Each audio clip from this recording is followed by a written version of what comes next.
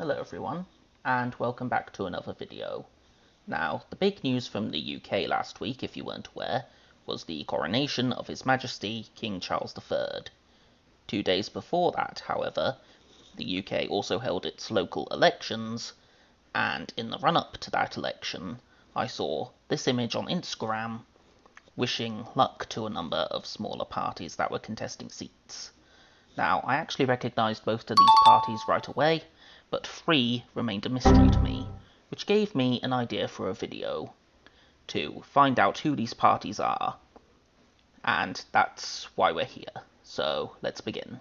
Now, before going further, I should make it very clear that 1. Google image search was very helpful in finding the sources of these images, and 2. In the interests of fairness, we will be going out of our way to avoid making qualitative assessments of the parties discussed here. So we will be going out of our way, in a sense, to avoid calling these parties or the ideas they put forward to the public as good or bad. With that disclaimer out of the way, let's really dive in. So first off, we have this yellow Pegasus on a blue background. With the help of reverse image search, I found that this logo belongs to the Libertarian Party of the UK, which fields candidates in England and Wales, but not in Scotland, which has its own Libertarian Party. Now, concerning registration, which will be important to the fast facts presented about all these parties, the political parties in the UK weren't required to be registered until 1999, with the passage of the Registration of Political Parties Act 1998. So we can assume parties whose earliest registration is after 1999 is when that party was created. And this is true of the Libertarian Party, who, according to its earliest Electoral Commission filing, got started in 2007. In the About section on their website, the Libertarians describe themselves as a minarchist party, meaning they believe in the smallest possible government, and want to federalise the UK to decentralise power as much as possible.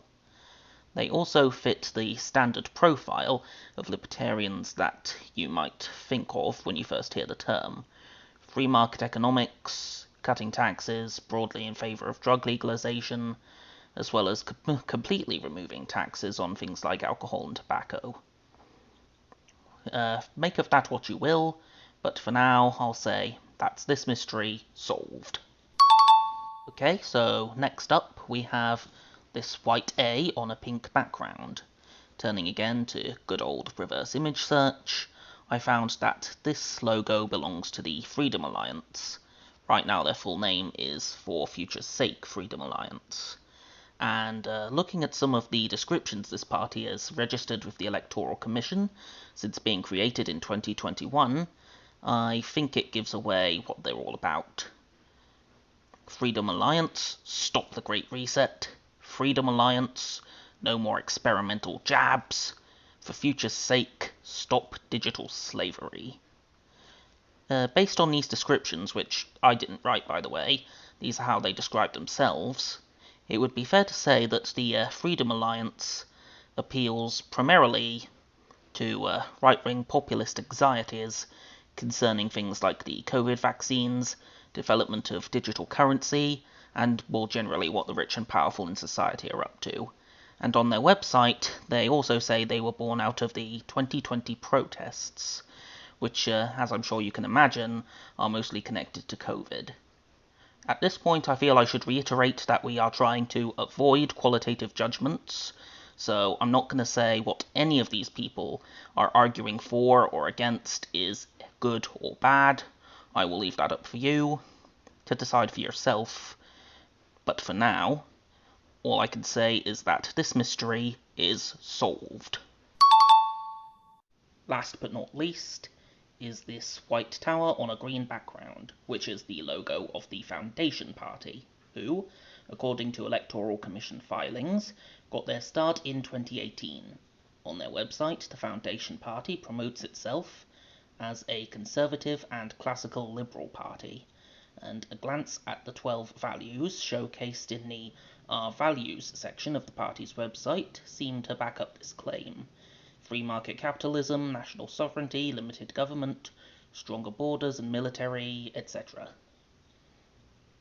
So that's mystery free solved. Now, it's important to note that the brief introductions to these parties I've provided, whilst figuring out who these logos belong to, should not be taken as a be-all end-all of who these groups are and what they stand for. If you want to learn more, these parties' websites will be linked in the description. So, until the next video, goodbye.